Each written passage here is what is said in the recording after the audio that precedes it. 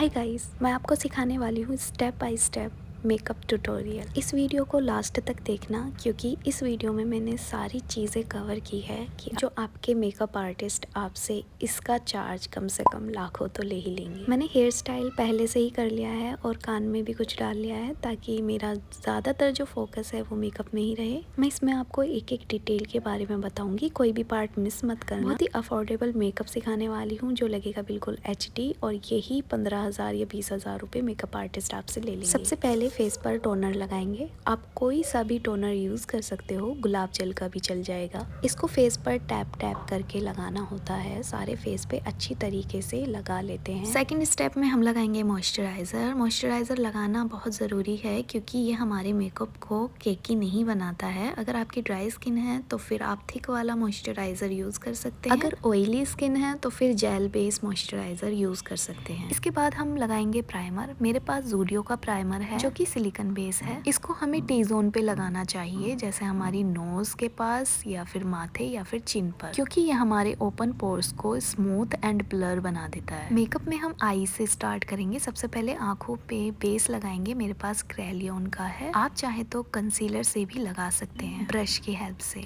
Eyebrow की and से लेके नीचे की आईलिड तक हमको इसको कवर करना है। इसका फायदा ये होता है जो हम आई शेडो लगाते हैं तो वो पॉप अप होकर बहुत ही अच्छा पिगमेंट देता है हमारी आंखों के ऊपर। सारा बेस लग जाने के बाद हमें ब्यूटी ब्लेंडर की जरूरत होती है, लेकिन ब्यूटी ब्लेंडर भी प्रेप होता है। इसको पानी में स्क्वीज करके बड़ा कर लेना है और सारा पानी इसमें से निकाल के इससे ब्लेंड करना है। ब्लेंड स्मूथ होना चाहिए, हल्के हल्के हाथों से आप ब्लेंड कर सकते हैं। और इसको लॉक करने के लिए हम यहाँ पर ट्रांसल्यूसेंट पाउडर लगाएंगे। आप चाहे तो बनाना पाउडर भी लगा सकते हैं। आई शेडो लगाने के लिए मैं सबसे पहले लाइट शेड चूज करूंगी क्योंकि मुझे लाइट टू डार्क जाना है, और इसके लिए जो मैंने ब्रश लिया है इसको हम ब्लेंडिंग ब्रश कहते हैं। लाइट कलर पहले हम इसलिए लगाते हैं क्योंकि जब हम डार्क कलर लगाएंगे तो फिर ये एक शेडो क्रिएट करेगा जो कि बहुत ही नेचुरल और अच्छा लगेगा। ये मुझे स्किन प्रेप के टाइम ही यूज करना था, मेरे लिप ड्राई हो रहे थे तो मैंने इसलिए लिप में लगाया। आपको भी ये लगाना जरूरी है। इसके बाद मैंने इससे थोड़ा सा डार्क शेड लिया है जो कि मैं इसके लास्ट में लगाऊंगी। एंड पे देखो मैं सी बना रही हूँ। सेम ऐसा ही हम दूसरी आई पे भी कंप्लीट कर लेंगे। इसको कहते हैं पेंसिल ब्रश। यहाँ पर मैं डार्कर शेड लूंगी और एक लाइनर क्रिएट करूंगी, यानी कि मैं एक लाइनर शेडो क्रिएट कर रही हूँ। इस आई मेकअप से आईज बहुत बड़ी लगती है और बहुत ही प्यारी भी लगती है। एक बार आप ट्राई जरूर करना। जब भी लगे कि शार्प एजेस हो रही है तो ब्लेंडिंग ब्रश लेके उसको ब्लेंड करना है।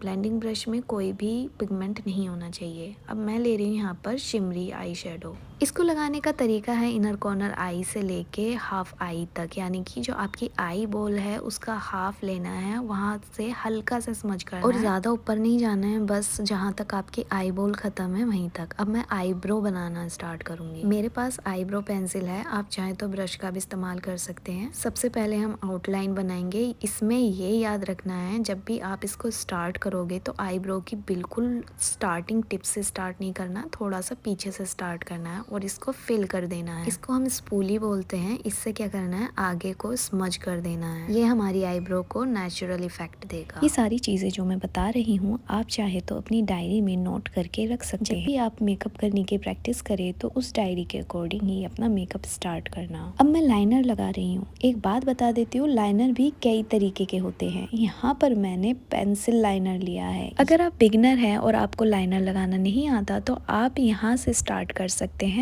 बाहर से मोटा अंदर से पतला। ये फॉर्मूला हमेशा याद रखना। इसके बाद मैंने डार्क कलर उठाया और लाइनर में एक शेडो क्रिएट की। क्योंकि ये बिगनर फ्रेंडली मेकअप ट्यूटोरियल है तो मैं यहाँ पर सिर्फ मस्कारे का यूज करूंगी। जैसे कि आपने देखा होगा मैंने ज्यादातर ब्रशेस का भी यूज नहीं किया है ताकि आपको ज्यादा प्रॉब्लम ना हो। वाटर लाइन के लिए दो टाइप के काजल आते हैं, एक व्हाइट और एक स्किन कलर। मैंने यहाँ पर स्किन कलर लगाया है क्योंकि इंडियन स्किन टोन पर स्किन कलर का ही ज्यादा बेस्ट लगता है। अगर आप मेरी एक एक बात ध्यान से सुनोगे तो डेफिनेटली आप एक मेकअप आर्टिस्ट तो बन ही जाओगे। नीचे की तरफ काजल ना लगा करके यहाँ पर हम आई शेडो पैलेट से ही फिल करेंगे। छोटे छोटे पोर्शन से कवर करेंगे, पहले डार्क और फिर लाइट। ये जो मेरे हाथ में है ना इसको बोलते हैं ऑरेंज करेक्टर। ये डार्क सर्कल या डार्क स्पॉट को कवर करने के लिए होता है। अगर हम इसका यूज़ नहीं करेंगे तो हमारे जो डार्क सर्कल है ना वो ग्रे हो जाएंगे, इसलिए बहुत से लोगों का जो मेकअप है ना वो ग्रे लगने लग जाता है। अब हम करेक्टर को ब्लेंड कर लेंगे। अगर आपके पास 2 ब्यूटी ब्लेंडर है तो कोशिश करना करेक्टर को अलग ब्यूटी ब्लेंडर से ब्लेंड करने की। इसको कहाँ कहाँ लगाना है, आंखों के नीचे, नोज के आसपास और चिन पर, क्योंकि सबसे ज्यादा जो डार्क एंड ग्रे हो जाता है हमारा फाउंडेशन वो यहीं पर होता है। अच्छे से एक एक जगह को ठीक से ब्लेंड करना है। जब तक ये ब्लेंड होता है मैं एक बात कहना चाहती हूँ, मैंने ये चैनल इसलिए सोचा था, पता नहीं मैं इसमें क्या डालूंगी, लेकिन आजकल मुझे एक थॉट ही आया कि मैं इसमें क्यों ना सेल्फ केयर से रिलेटेड वीडियोस डालूं। इसको कंसीलर बोलते हैं। कंसीलर ज़्यादातर कोशिश करना कि आपके ही स्किन कलर का हो, क्योंकि इसमें आपका ही फायदा है।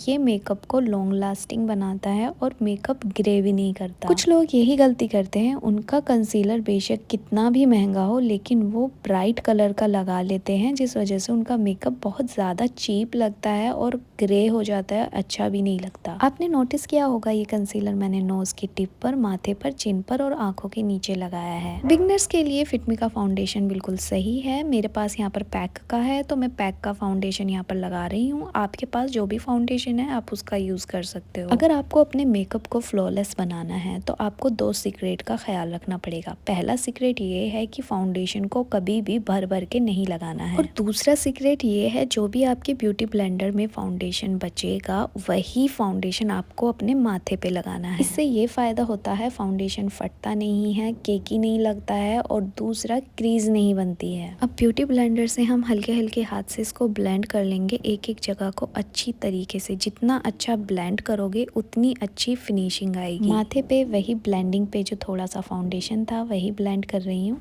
अब बारी आती है ब्राइट कंसीलर की। देखो सबसे पहले हमने किया था ऑरेंज करेक्टर, उसके बाद किया था अपने ही स्किन टोन का कंसीलर, फिर किया था फाउंडेशन, अब किया है ब्राइट कंसीलर। जो जो एरिया हमारे उचके हुए हैं ना, ऊपर को उठे हुए जो हाईलाइट करने हैं, बस वहीं पर ये ब्राइट कंसीलर लगाना है। अब अगर ब्राइट कंसीलर लगाओगे तो फिर ये ग्रे नहीं होगा, अगर आप पहले ही लगाते तो ग्रे हो जाता। अब हम इसको अच्छे से ब्लेंड कर लेंगे। ब्लेंड करते हुए ऊपर देखना है। अब इसको हम 1.5 मिनट तक या 1 मिनट तक रहने देंगे ताकि हमारी आंखों के नीचे क्रीज ना बने। इतने में अपना लिप कर लेती हूँ। जो मैंने लिप बाम लगाया था अब मैं उसको छुटा रही हूँ, क्योंकि मेरे लिप अब अच्छे से मॉइस्चराइज हो गए हैं। करना है सबसे पहले ये जो जिसका ये चोंच है, लिप के भी अलग अलग तरीके होते हैं, वो मैं नेक्स्ट वीडियो में कभी बताऊँगी, लेकिन आप सिंपल तरीके समझ लीजिए। करते हो, मेरे ऊपर के लिप्स छोटे हैं थोड़े नीचे के मुकाबले, तो मैं इन दोनों को बैलेंस करती हूँ।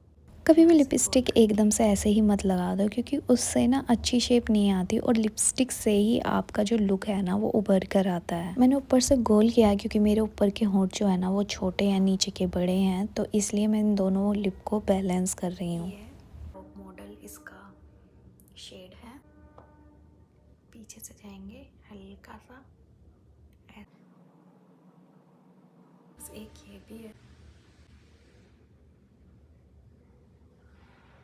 आजकल कोरियन मेकअप ज़्यादा फेमस है, तो ये जो लिपस्टिक टाइप बताई है ना ये कोरियन टाइप ही है। इसमें क्या होता है, पहले हमको लाइट लिपस्टिक लगानी होती है और बीच में थोड़ा सा डार्क, लास्ट में बारी आती है ब्लश की। आप कोई सा भी चूज़ कर सकते हो, पीच या फिर पिंक। मैं यहाँ पर पिंक लेती हूँ। तो ब्लश लगाने के बहुत सारे तरीके हैं, मैं यहाँ पर कोरियन वाला लगा रही हूँ। अब ध्यान से देखिए मैंने डॉट कहाँ कहाँ पर लगाए हैं, बस आपको अब इवनली इसको ब्लेंड करना है। अपने माथे से लेके आंखों के नीचे से लेके गाल तक आपको इसको ब्लेंड करना है। इससे आपका जो फेस है ना एकदम ब्राइटन अप दिखेगा। अगर किसी को डार्क सर्कल भी होंगे ना तो वो भी इससे हाइड हो जाते हैं। अब मैं करने वाली हूँ कॉन्टोरिंग। कॉन्टोरिंग से क्या करते हैं, नाक की शेप बनाते हैं जिससे नाक शार्प दिखे। तो यहाँ पर मैं इस तरीके से शेप क्रिएट करूँगी। याद रहे जब भी आप कोई शेप क्रिएट कर रहे हो तो शार्प एजेस ना दिखे, उसको अच्छे से ब्लेंड कर ले। इससे सब कुछ बिल्कुल नेचुरल लगने लगता है। अब जो भी मेरे हाईलाइट पॉइंट्स हैं वहाँ पर मैं हाईलाइटर लगा लूँगी, जैसे कि नोज़, गाल और मेरी आईब्रो के नीचे थोड़ा सा। ट्रांसल्यूसेंट पाउडर या फिर बनाना पाउडर से हम नीचे कंसीलर को लॉक कर देते हैं ताकि क्रेज ना बने। इसमें जितना डिटेल में ध्यान दोगे उतना ही फ्लॉलेस मेकअप बनेगा। और इनर कॉर्नर पे हम वाइट कलर का शिमरी कुछ पार्टिकल लगा देंगे, जिससे हमारी आई की जो शेप है ना वो और भी अच्छी दिखेगी। तो ये रहा मेरा फाइनल लुक। ऐसा मेकअप करके आप पार्टी शादी में जाना, सब यही बोलेंगे कि मेकअप आर्टिस्ट से मेकअप कराया है।